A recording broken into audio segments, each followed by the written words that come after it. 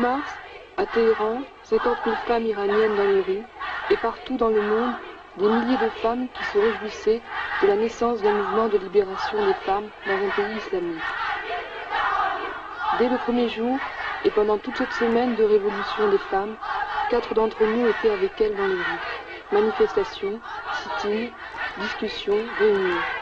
Et nous étions nombreuses à Paris, Lyon, Bordeaux, Marseille et d'autres villes, à mettre toutes nos forces à faire connaître leur mouvement.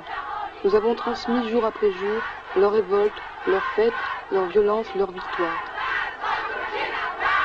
Nous, les femmes du mouvement de libération des femmes, pratiques politiques et psychanalyse, qui affirmons que quand des femmes iraniennes brisent leurs chaînes, ce sont des femmes du monde entier qui avancent avec elles.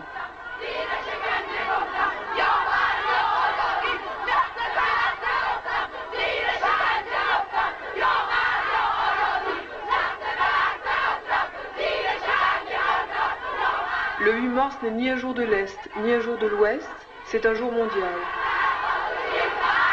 À l'aube de la Révolution, les femmes sont oubliées.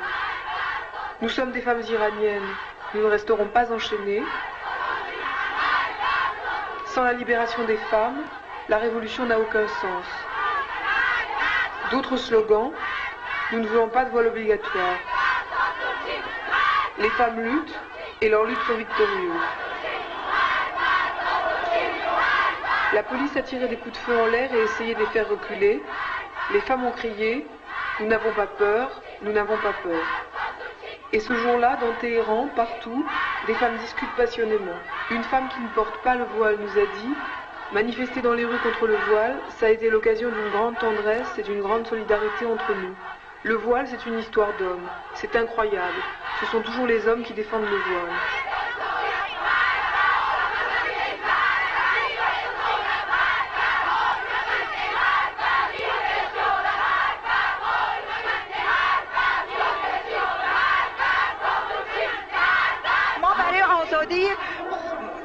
Nous, les femmes, nous avons eu des martyrs comme les hommes. Nous avons lutté avec le voile et sans voile pour notre liberté et pour celle du peuple.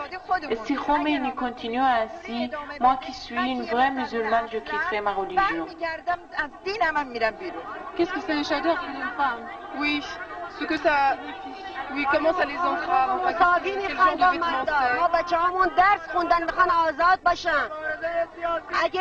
Il y a des années que je mets le tchador.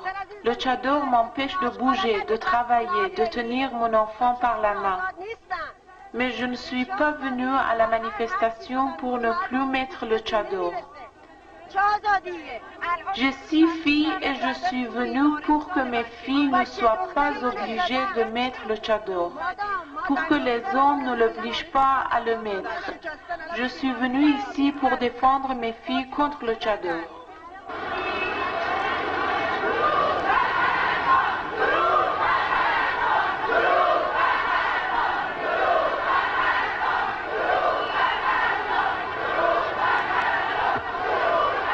En passant devant l'hôpital, les femmes crient « Salut les infirmières, rejoignez-nous ».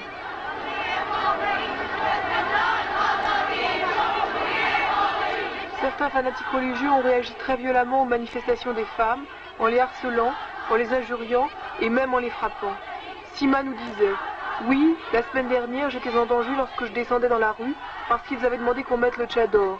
J'avais mon foulard dans mon sac, j'en ai toujours un par sécurité. Des hommes dans chaque voiture qui passait disaient quelque chose.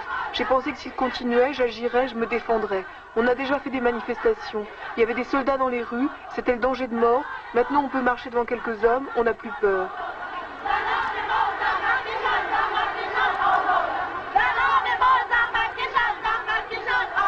از اول که مسئله حجاب رو مطرح کردن ما همه زنا و اونایی که واقعا Quand notre révolution a commencé, toute la nation luttait pour le triomphe de la liberté contre la dictature et l'impérialisme américain. Tous ensemble, femmes et hommes, sortions dans les rues et crions ensemble pour tout ce qu'on a demandé et enfin on a pu l'obtenir. Et nous, dans notre école, nous faisions des études. Nous travaillions en même temps dans les hôpitaux. Quand il y avait des blessés, on les soignait sans demander d'argent.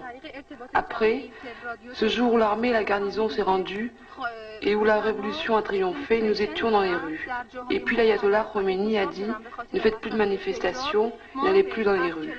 Alors nous sommes retournés à l'école. Mais depuis jeudi dernier, les religieux nous posent des problèmes.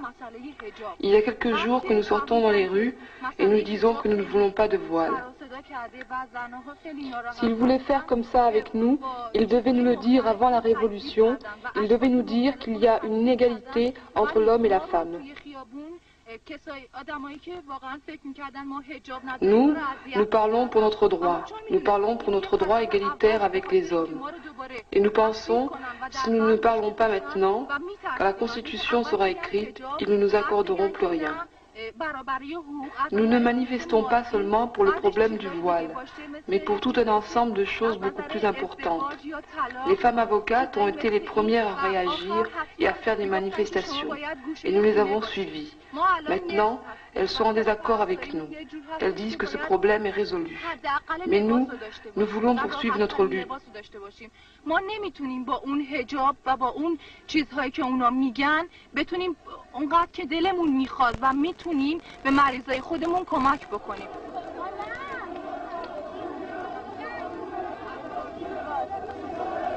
À Téhéran, nous avons parlé avec Kate Millett. J'ai été impressionnée par la ferveur et le courage des femmes. Je n'ai jamais vu des femmes qui s'organisent aussi rapidement et en si grand nombre. Il y a 15 000 femmes dans ces manifestations. Aux États-Unis, ça prendrait des années pour se rassembler comme ça. Il faudrait de l'argent, il faudrait écrire aux gens, il faudrait de la publicité. Ici, quelqu'un brandit un panneau pendant la manifestation avec « sit-in à la télévision » ou bien « demain au ministère de la Justice ». Et tout le monde y va.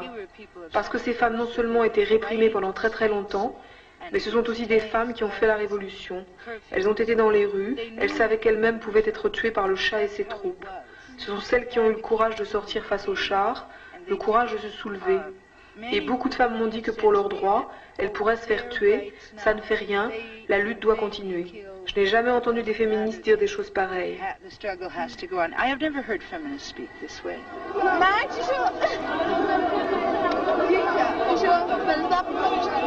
On peut lire sur ce panneau « Nous refusons la tyrannie sous toutes ses formes, nous anéantirons la réaction sous toutes ses formes ».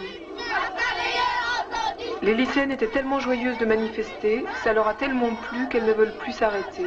Mojgan nous a dit « Je veux vivre libre, je veux parler quand je veux faire tout ce que je veux, je n'accepte pas qu'on me donne des cours, je veux écrire tout ce que je veux écrire, jusqu'à maintenant je ne pouvais pas. Ma mère pense comme moi, elle veut la liberté, elle ne supporte pas de ne même pas pouvoir se promener dans la ville. »